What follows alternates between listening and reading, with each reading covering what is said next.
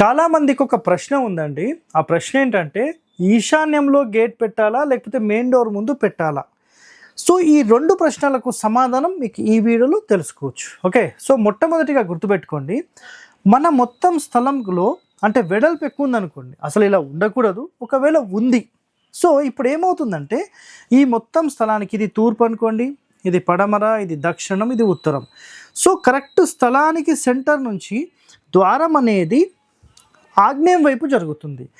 ఇలాంటి కండిషన్లో చాలామందికి క్వశ్చన్ ఏమొస్తుందంటే, సార్ ఇది ఆగ్నేయం వైపుకు ఉంటుంది కదా సార్ అని క్వశ్చన్ వస్తుంది. సో గుర్తుపెట్టుకోండి అండి, మన మెయిన్ డోర్కి కరెక్ట్ ఆపోజిట్లో పెట్టాలనే నియమం తీసుకున్నప్పుడు మెయిన్ డోర్ యొక్క సెంటర్ లైన్కి ఖచ్చితంగా కుడివైపు అంటే ఈశాన్యం వైపుకు జరిపి మీరు గేట్ 100% పెట్టొచ్చు. కావాలంటే ఇంకో గేట్ ఈశాన్యంలో పెట్టొచ్చు. సో ఇక్కడ కండిషన్ మీకు క్లియర్గా చూపిస్తున్నాను చూడండి. మొత్తం ఇంటికి సెంటర్ నుంచి 1 ఇంచ్ జరిగినా, అది మెయిన్ డోర్కి సెంటర్కి కొంచెం ఈశాన్యం జరిగినా అది నంబర్ 1 అవుతుంది. గుర్తుపెట్టుకోండి.